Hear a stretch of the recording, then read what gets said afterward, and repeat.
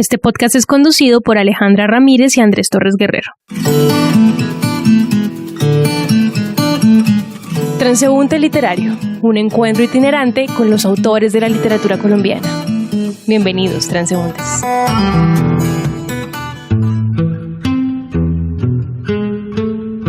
La música es fuente de sueños e inspiraciones, madre de la melodía, guía sensitiva de todos aquellos que prestan sus oídos para ser invadidos por ella. Con la poesía guardan estrecha relación desde el sentir y la composición. Hoy, en Transeúnte Literario, Poemas en el Pentagrama, una conversación con la poeta y musicóloga española Ana Bocanegra Briasco. Bienvenidos, transeúntes. Hola, muchas gracias. Bien hallada, muy contenta de veros y de poder hablar un ratito con vosotros. Ana Bocanegra Briasco es músico y poeta. Es profesora del Conservatorio Superior de Música de Granada y licenciada en musicología.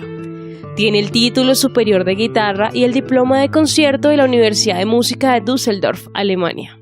Estudió filología clásica en la Universidad Nacional de Educación a Distancia y es máster en el mundo clásico y supervivencia en la cultura occidental. Para comenzar este encuentro, me gustaría que nos hablaras un poquito acerca de tu obra, de tu poesía. Pues mi obra, así dicho, parece que es una obra grande y que parece que es una obra y en realidad para mí es verdaderamente sorprendente que me invitéis a hacer esta entrevista en calidad de autora de algo y de creadora de algo, porque no me tengo yo por tal, la verdad. Mi obra de momento es muy pequeñita, es lo que habéis leído, es intensa, eso sí, no lo puedo negar. Surgió de una necesidad. Ana publicó el poemario De dioses y de perros en el 2009 y ha realizado diversas publicaciones sobre música y literatura en la revista El Genio Maligno, enfocada en las humanidades y ciencias sociales. Algunos títulos publicados por Ana son Entrar consiste en salir, Lo menos sonado de Ezra Pound y Britain, Tributo al sueño. No tenía yo en mente escribir un libro de poemas, ni me considero siquiera poeta. Aquello fue una necesidad urgente de expresión, sin más. No, tenía que salir porque tenía yo que decir aquello, porque me urgía, porque era la forma de respirar que se me dejaba en aquel momento. Estaba pasando una situación muy complicada de mi vida y hablé de esa forma. Pero una obra como tal, bueno, si sois tan generosos que así lo consideráis, pues bienvenido es y mil gracias, pero no sé si llega a tanto. No planifico escribir, no proyecto lo que voy a escribir, no tengo el afán de escribir por escribir ni por publicar, no va conmigo, y cada vez menos. Si alguna vez, es verdad que cuando se me regaló el que se publicara ese librito, que fue un regalo de la vida, la vida estaba siendo dura en aquel momento y sin embargo me dio este regalo. No el regalo de escribirlo, sino que alguien muy generoso, que es ahora uno de mis grandes amigos, lo leyó sin conocerme y él tenía una editorial con otros amigos suyos y lo mostró a las otras personas que formaban la editorial y de inmediato me invitaron a publicarlo con ellos. Y aquello fue un regalo para mí. Pero yo no tenía ni siquiera ese interés por editar. Entonces, bueno, eso te puedo decir así de entrada. Ana, hay un músico, amigo tuyo, creo, Carl Fiorini. Sí. Quien realizó una potente música, impresionante música, inspirada o basada, fundamentada de dioses y de perros. Cuéntanos de ese trabajo de Carl Fiorini. Bueno, Carl es una persona... Fíjate, Andrés, que yo pienso que en la vida hay momentos que son como bisagras. Se cierra en una dirección y se te abre en otra. Piensas que estás a punto del cataclismo y de pronto aparece alguien y te abre una vía o te abre un poco de luz o te enseña que la vida son más cosas, además de los dolores que en ese momento tienes. por lo que sea, esa persona puede luego estar muy presente o menos presente, me refiero de manera continua en la vida de uno, pero siempre está presente porque ha tenido un significado importante en un momento. Una de esas personas eres tú. Porque, sí, te lo digo de verdad, porque nos conocimos de una manera muy casual y empezamos a comunicarnos y tú me ofreciste leer tu libro y yo te ofrecí el mío, y a partir de ahí es verdad que luego cada uno sigue un camino porque la vida te va llevando, aunque uno crea que la lleva uno, pero no, más bien te lleva a ella. Pero siempre te tengo presente porque tú estuviste en un momento muy importante de mi vida. Y otra persona, y por aquella misma fecha, que apareció y que fue como otro ángel, fue Carl. Y yo lo conocí por pura casualidad. Él vino a Granada a estrenar una obra que había compuesto. Y no sé por qué nos cruzamos 3 palabras, me pidió el correo electrónico y a partir de ahí empezó a escribirme, nos escribíamos. Y luego es una de las personas que más han significado en una cierta manera en mi vida también. Entonces, aquel año que fue, ya te digo, un año bisagra, un año gozne, yo le di por completo la vuelta a mi vida, salí de una selva, como dice Dante, de una selva oscura en la que no veía nada y pude tener la fuerza para empezar a moverme y a cambiar de dirección. Aparecí en París ese verano, que él se acababa de mudar a París, y a partir de ahí nos hicimos muy, muy, muy amigos. Ahora estamos menos en contacto porque, bueno, lo que he dicho antes. Y él pudo leer el libro también y se quedó muy interesado por él. Y bueno, así entre los dos acordamos que él iba a hacer una obra sobre los poemas.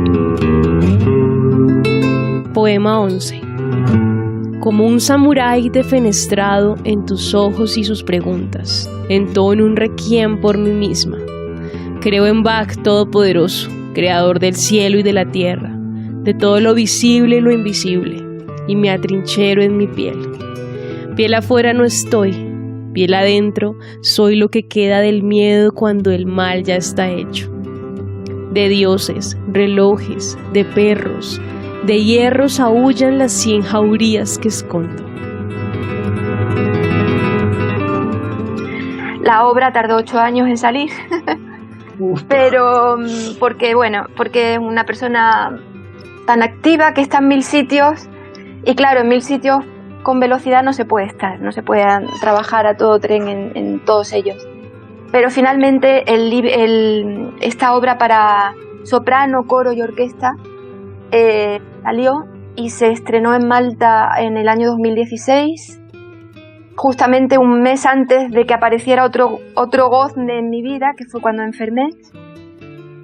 Su obra, curiosamente, ha sabido reflejar muy bien, a pesar de que él no es español, de que es maltés, afincado en París, ha sabido entender, también porque me conoce bastante y sabe bastantes cosas mías, ha sabido entender muy bien el espíritu y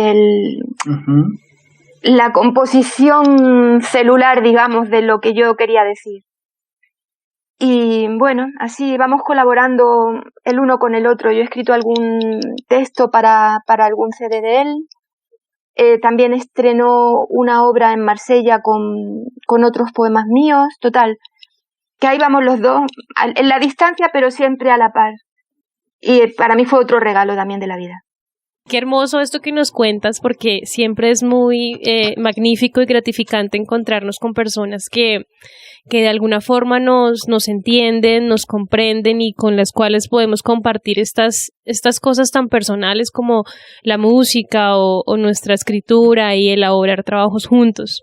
Justamente de esta relación entre la música y la literatura, quisiera que conversáramos un poquito. Tú eres musicóloga, eres pedagoga musical, enseñas guitarra clásica. Me gustaría saber, para ti, a modo personal, ¿qué relación existe entre la música y la literatura? Las dos son formas de expresión. Te puedo hablar de la música desde el punto de vista del intérprete, no del creador, aunque el intérprete de alguna manera co-crea, porque una obra escrita hasta que no suena no existe, en mi opinión. Entonces, esa parte de responsabilidad y de creatividad también la tiene el que interpreta una pieza musical. Como digo, ambas son formas de expresión. La diferencia que yo podría destacar sería que justamente en poesía, donde desde mi punto de vista se intenta, o por lo menos, bueno, hablo solamente desde mi percepción, yo hablo humildemente, yo, en lo poco que he escrito, intentaba expresar verdades, si es que las verdades existen. No hay un regusto por la elaboración formal en mí, ni hay esa pretendida... No atiendo tanto a la forma, atiendo... es como si algo erupcionara y sale tal cual, y sale como tiene que salir, y si me detengo ya no sale. No, casi que no pulo ni reviso después, porque entonces lo destruyo. Lo poco que ha salido lo destruyo.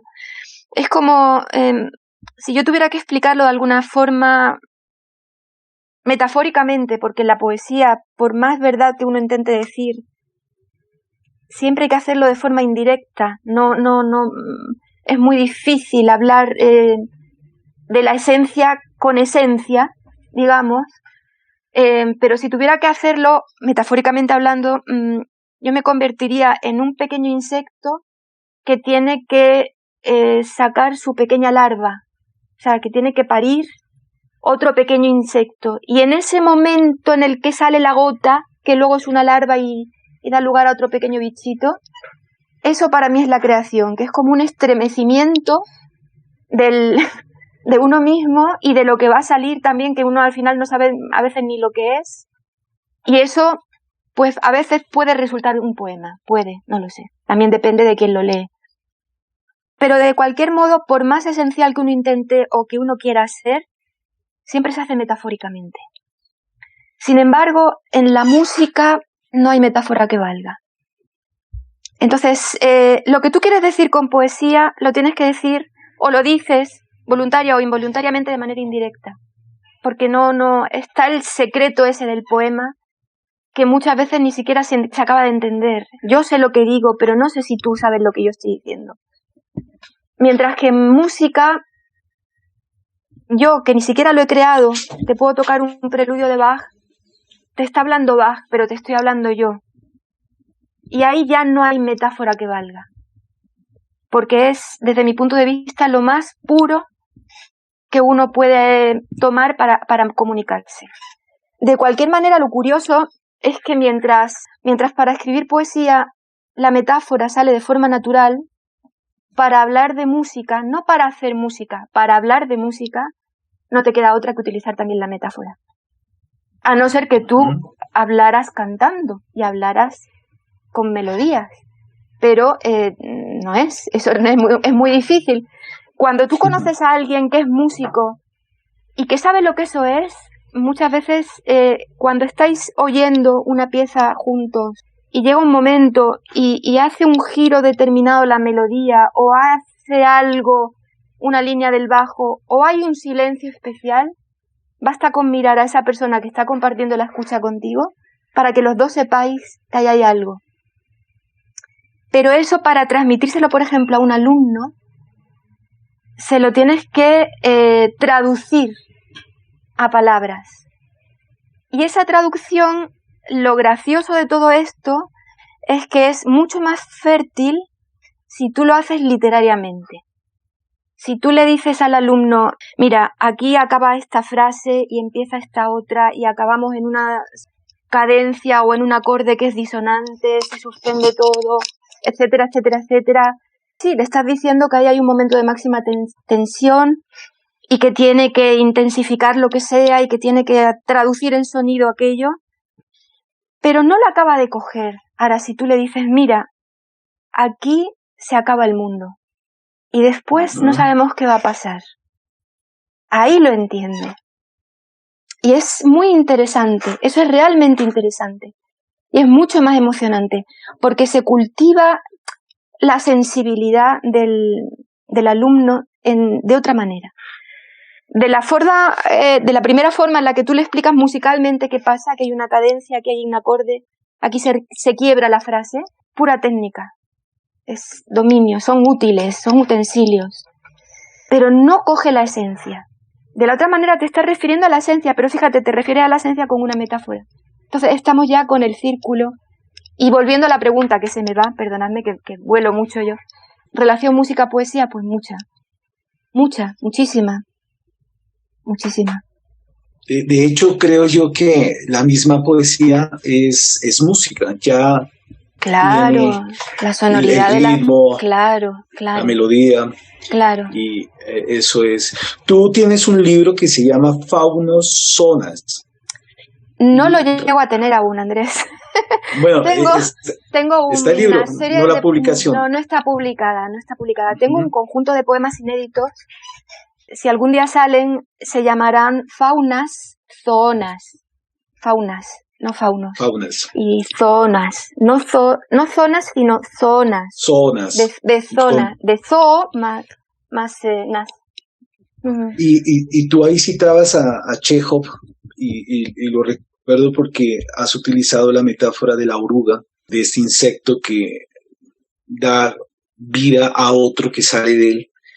Y Chekhov dice, citado por ti, la oruga arruina el bosque, el orín, el hierro, la mentira, el alma. Yo creo que en tu poesía hay eso, la verdad, tu verdad, búsqueda intensa, muy fuerte de decir lo que no puedes decir hablando, lo tienes que decir escribiendo. Es una especie de confesión, ¿no es cierto? Exactamente. El problema es que conforme pasan los años, uno se va dando cuenta también de que la verdad, ¿qué es la verdad? Me está hablando de poemas que yo escribí hace ya bastante tiempo. Y todavía había un halo de osada juventud en mí. Y la juventud es enérgica, pero es a veces muy terca, muy osada, como acabo de decir. Entonces uno piensa que tiene la vida en las manos, piensa que el camino todavía está por recorrer y que lo haces tú, piensa que tienes la verdad. Y conforme van pasando los años, y tampoco hacen falta que sean muchos, no es que tenga yo 80 ahora, pero pasan los años y te vas dando cuenta de que verdades, si las hay, ¿cuáles son? Incluso para una misma persona, lo que antes fue verdad, ahora resulta que puede no serlo. Si ahora me preguntaras, si volvieras a escribir, ¿intentarías decir la verdad? Pues te diría no. Porque es demasiado grande para intentarlo. Te seguiría diciendo, intentaría expresarme sin saber si lo que digo es verdad o no. Intentaría, decir lo que pienso, lo que siento, pero no aspirar a ninguna verdad. Publicaste algunos artículos en El Genio Maligno, algunos artículos sobre escritores y su relación con literatura, con poesía. Me gustaría que habláramos específicamente de uno que me cautivó bastante. Es titulado Lo menos sonado de Ezra Pound. ¿Cómo llegas a concebir este artículo? ¿A raíz de qué investigación o de qué situación? En realidad, por casualidad. Al final todo es toda una casualidad necesaria, creo. Ni siquiera sé por qué llegué a ese artículo. Seguramente estaba escribiendo otra cosa y alguna nota a pie de página te cambia, te lleva a otra dirección y empiezas a escarbar un poquito y te detienes ahí.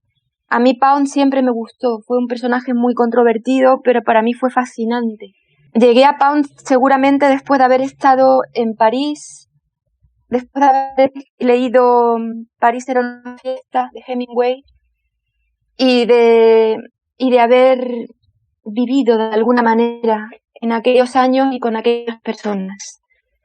Entonces, sus poemas me parecen algunos son realmente difíciles de leer porque, bueno, pueden ser duros de leer, quiero decir, especialmente largos y arduos, pero hay otros que son de una finura y de una sutileza y de una belleza y de un espíritu, de un aire alrededor que a mí siempre me cautivó.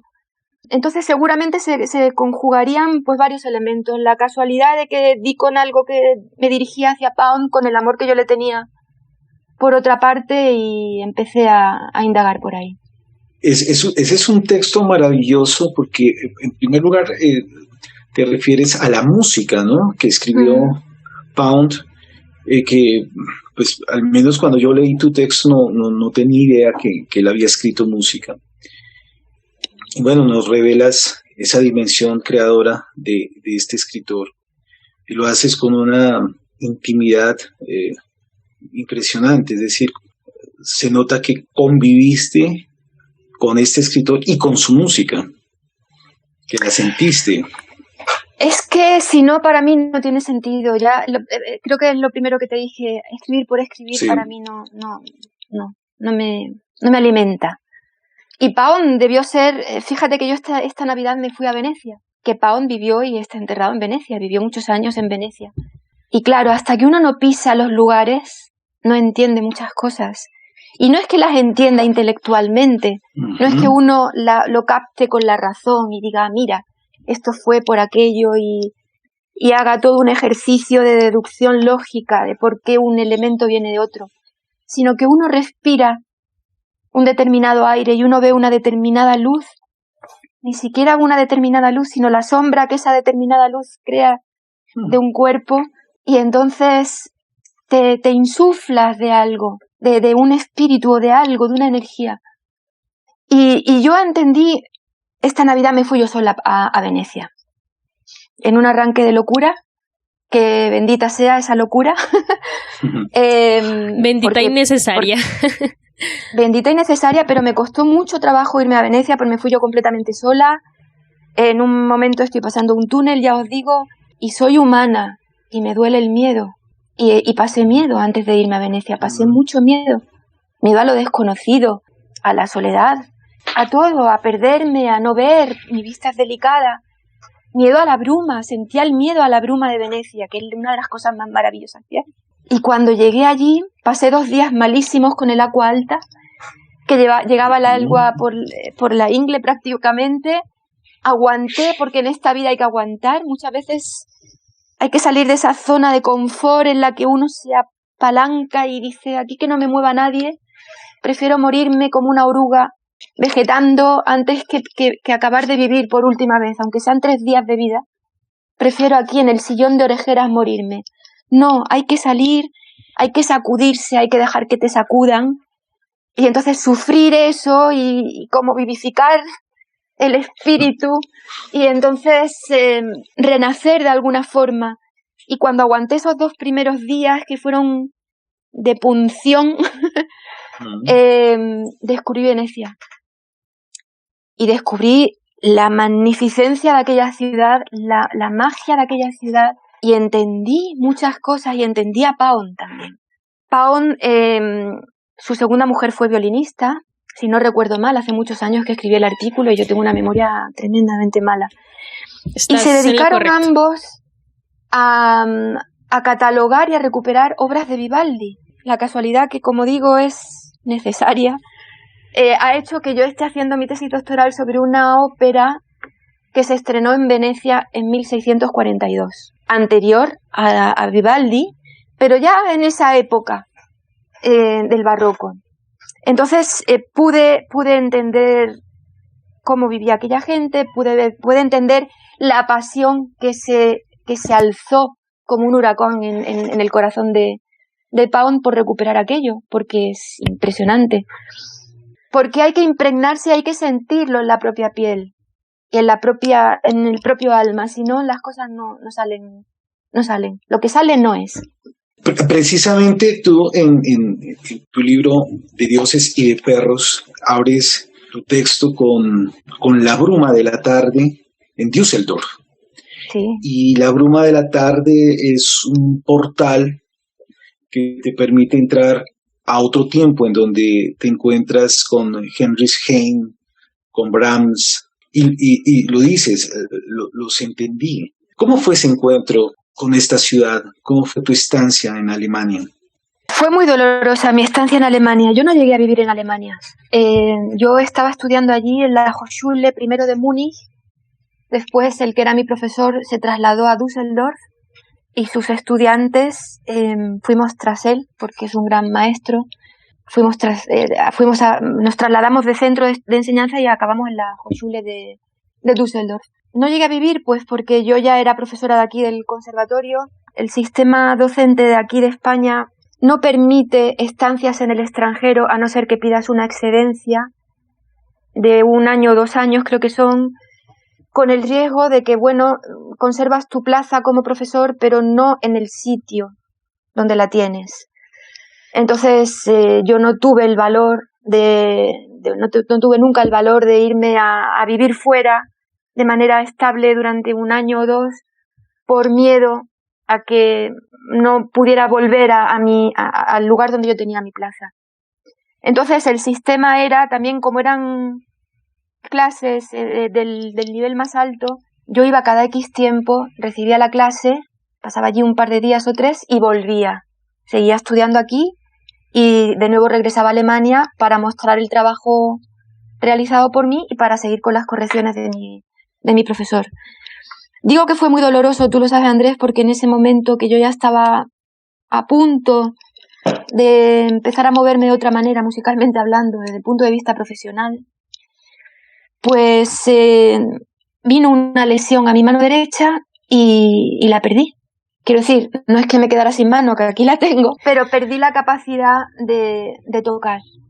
Es un problema que se llama distonía focal del músico y aquello fue para mí una debacle. O sea, fue como dejar de existir. Porque además los músicos somos muy obcecados, somos muy perseverantes. La música es una disciplina que se lleva muchísimas horas al día durante toda tu vida. Y si se te cae eso, se te cae la vida. Y si no tocas, parece que ya no eres capaz de hacer nada más. Como no pude seguir estudiando música, empecé a estudiar otras cosas, que benditas sean. Se me pulió el alma con el sufrimiento aquel, y también gracias a lo que estudié después, porque luego me dediqué a estudiar a los clásicos, y no hay nada más maravilloso para eso que traducir a los clásicos. No ya leerlos por supuesto, pero traducirlos sobre todo, a los griegos y a los latinos. Porque te das cuenta del peso de cada palabra, de lo que cada palabra encierra detrás, de que hay como un montón de niveles. Cada texto es como un tejido, como una urdimbre, en la que todo se sostiene y que tiras de un hilo y el texto se modifica y ya pasa a ser otro. Es algo muy impresionante, porque estaba todo nublado, yo no veía salida. Y yo tenía esa melancolía. Ni siquiera ya, bueno, nostalgia, me gusta más la palabra melancolía, porque la melancolía se sostiene por sí misma. La nostalgia necesita algo perdido para sostenerse. La melancolía es por sí. Se tiene nostalgia de algo, pero la melancolía se tiene o no se tiene. Y yo soy un ser melancólico por Saturno, que debe estar por ahí, sí, por naturaleza. Te decía lo de la bruma porque es curioso. Las cosas uno las recibe según como esté en el momento en el que está, lo ve de una forma u otra. Hace muchos años yo leí Marca de agua, de Brodsky. Uh-huh. Sí, que es un libro a mí en la primera lectura no lo alcancé. No es que el libro no me alcanzara a mí, es que yo no lo alcancé, humildemente. Lo retomé también por casualidad, no tenía previsto leerlo, pero cuando ya tenía planificado mi viaje a Venecia, lo retomé unos días antes, que sabes que él narra su estancia en Venecia, justamente. Y él cuenta cómo es la bruma veneciana y cómo es tan impresionante y tan densa puede llegar a ser, que tú entras en ella y se hace por unos segundos como una especie de túnel en el aire que te permite caminar, pero ya no ves ni de dónde vienes ni a dónde vas. Y es ese sentirse perdido también lo que azuza el alma y lo que te zarandea y lo que, bueno, te hace un poquito más fructífero el corazón, por decirlo de alguna manera. Es hermoso encontrar estos intertextos entre nuestra propia existencia y aquellas lecturas que nos apasionan o nos ayudan a encontrarnos con otros lugares y autores que son admirados y queridos por nosotros. Me gustaría preguntarte, en medio de tu quehacer, de la música, de tus lecturas, ¿tú consideras que se pueda resignificar la existencia por medio de la literatura? No lo sé. Sinceramente no lo sé. No lo sé. Depende de cómo observes la literatura, depende de cómo observes la música.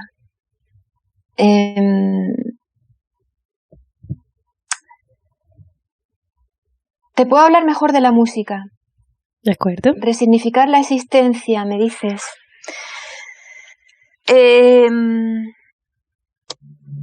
Muchas veces a mí me ha pasado que de tanto escuchar, también porque mi trabajo me obliga a tener una escucha muy atenta, muy minuciosa, que más que construir a veces destruye, porque tienes que desmenuzar tanto que al final ya no sabes ni lo que estás escuchando. Pero incluso eso te puede llegar a pasar no solo cuando das clases, sino cuando una determinada obra musical te apasiona y te atrapa y no puedes salir de ella y la estás escuchando y escuchando y escuchando porque tú te encuentras en ella. En realidad uno escucha aquello donde donde se halla, donde se encuentra, donde se reconoce. Uno ama los libros donde se reconoce también, en mi opinión, claro. Bueno, al cabo de mucho escuchar una determinada obra, porque te entiende y tú la entiendes, puedes llegar a perder todo el significado de esa obra, absolutamente, y hasta aborrecerla. Y entonces tienes que pasar mucho tiempo, bueno, un tiempo, yo tengo que pasar, sigo hablando de mí, que me disculpe cualquiera que se pueda sentir aludido, no es mi interés, no es mi intención. Yo tengo que pasar entonces un tiempo en silencio y de pronto a lo mejor no porque yo la busque, sino porque aparece de buenas a primeras, vuelve a sonar en cualquier sitio esa pieza musical y entonces la vuelvo a descubrir y me vuelve a apasionar y es como si el mundo de nuevo tomara color y todo tomara cuerpo y todo tomara volumen. Pero resignificar la existencia a partir de la literatura, sinceramente no me atrevería a decirte. Quizás, fíjate, quizás se podría volviendo a los clásicos. Creo que son los grandes abandonados hoy en día, los clásicos. Ya casi nadie sabe quién, muy poquitos, los que nos dedicamos un poco más a ese ámbito, pero fíjate cómo está el latín y el griego en la enseñanza media. Cómo está la cultura clásica. Es que ni existe. Totalmente abandonada. Entonces, si el ser humano, si los que gobiernan tuvieran la luz suficiente para dejarse aconsejar bien por las personas que realmente pueden hacerlo, más allá de todo interés económico, y centrándose en el interés humano, que es realmente lo que importa, porque el mundo es algo del ser humano. El ciervo no piensa que el mundo es el mundo. Somos los humanos los que hablamos del mundo. Por lo tanto, el mundo es algo humano. Entonces, si el gobernante de turno se dejara aconsejar y permitiera que esas disciplinas entraran de nuevo en la escuela, con todo su peso, y se las respetara, el ser humano sería mejor de lo que hoy es. Entonces tendría mucho más sentido todo. Pero es creo que es una utopía. De momento está difícil la cosa. Me hiciste pensar en eso, ¿no? Que esa relación con la música, con el sonido, pues es erótica, es una relación de afectos, pero al mismo tiempo llega a un punto de agotamiento, ¿no? De hastío, incluso, ¿no? Podría ser, ¿no? No sé. Puede ser que todo sea tiempo. Y claro, todo está en movimiento. Tú puedes querer muchísimo a una persona y sí, la deconstruyes, te deconstruyes tú queriéndola y el otro se deconstruye a sí mismo queriéndote a ti, sí, también puede ser. Ese ya es un tema muy complejo, Andrés. Hay un poeta colombiano, Luis Carlos López, el Tuerto López, cartagenero, que tiene un poema sobre los zapatos viejos, ¿no?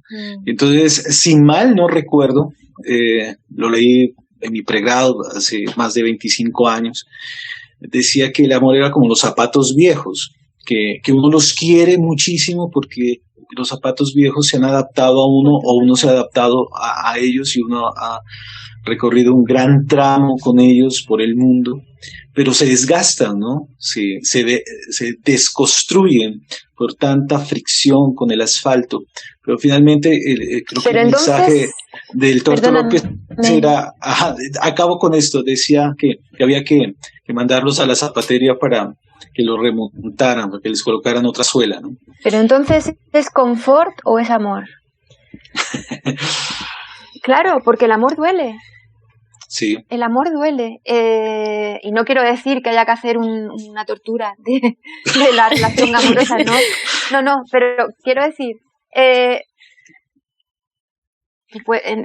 cuando ya se llega a ese punto y uno se aferra al sillón de tu casa, a la manta con la que te abrigas en noviembre, porque sí, porque es tu manta. Sí, pero es que la manta a lo mejor ya ni te abriga, porque tiene tantos agujeros que ni te abriga, y tú estás ahí aferrado a esa manta por puro miedo, muchas veces. No podíamos irnos, no podíamos despedirnos de este encuentro sin preguntarte qué autores te acompañan en este momento, cuáles son tus lecturas en estos tiempos de confinamiento. He empezado a releer muy poquito, a lo mejor unos cuantos versos cada día. El Cantar de Mío Cid. Solamente soy capaz de leer eso porque es auténtico, porque no tiene pompa, porque no tiene parafernalia, porque no tiene afán de nada, porque te habla directamente como golpe de piedra, porque es austero y porque es árido y porque está seco, como está seco el mundo, como está seca la calle, como están secos los ojos, que ya ni nos miramos. Aunque tengamos mascarilla, no parece que nos miramos, pero todavía menos nos miramos. Entonces, esa tierra yelma de Castilla, árida, ese erial en el que nada crece, es donde ahora yo paso algunos ratos. Con los soldados del Cid, con las armaduras y golpeando puertas, como iban intentando que alguien los acogiera por Burgos, por tierra burgalesa.